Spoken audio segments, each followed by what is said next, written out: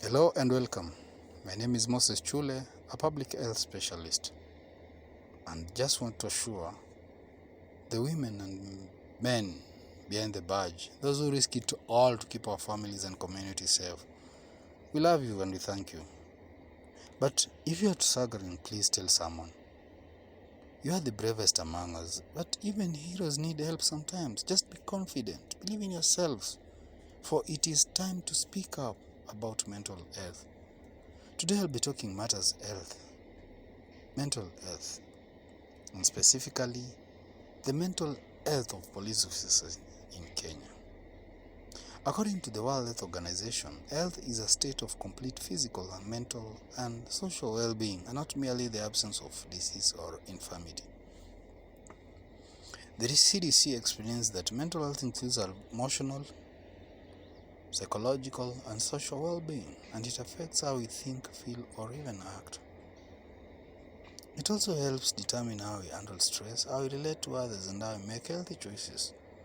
Mental health and physical health are equally important components of our overall health. I'll give you an example where depression increases the risk for many types of physical health problems, particularly those long-lasting conditions like diabetes, heart disease, or even stroke.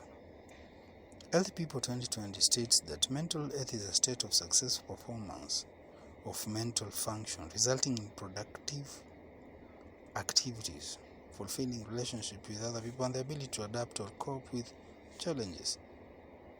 Mental health is essential to personal well-being, to family and interpersonal relationships, and to the ability to contribute to community or society. While mental disorders are health conditions that are characterized by alterations in thinking, mood, or behavior that are associated with distress or impaired functioning, mental health disorders contribute to also problems that may include disability, pain, or even death.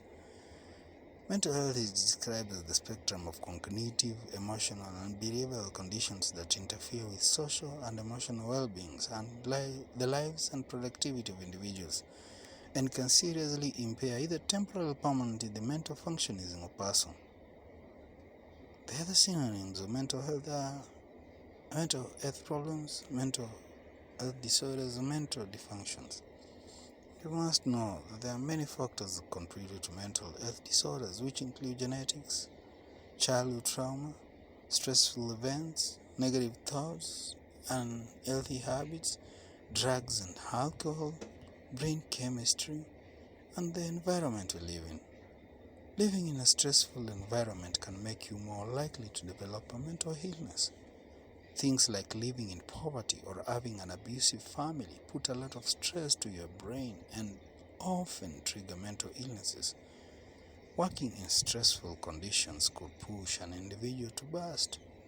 Example is law enforcers who, being humans just like us, but the first responders to traumatic conditions, they are at high risk of experiencing mental health problems. Police officers are much more likely to die of suicide than they are to be killed in the line of duty. Stress pushes police officers into drug and alcohol abuse, which can trigger suicides or homicides. Dr. Vincent Makoha, the Director Chaplaincy and Psychosocial Support at Kenya Police Service, says that mental health is generally a human problem, and it is not talked about so much on others than it is on police officers, because they are special services providers that are required to be focused, sober, and normal in order to provide proper services. Currently in Kenya, not much research has been conducted to look at the mental well-being of law enforcement officers, although the trend is changing.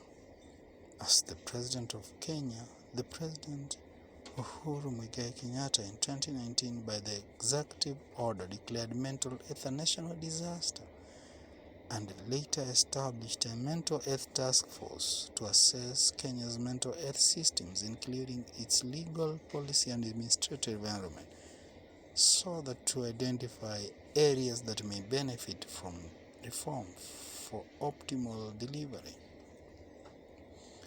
The journey towards transforming mental health care systems in Kenya gathered momentum on the 9th of July 2021 following the launch of the Kenya Mental Health Action Plan 2021 to 2025.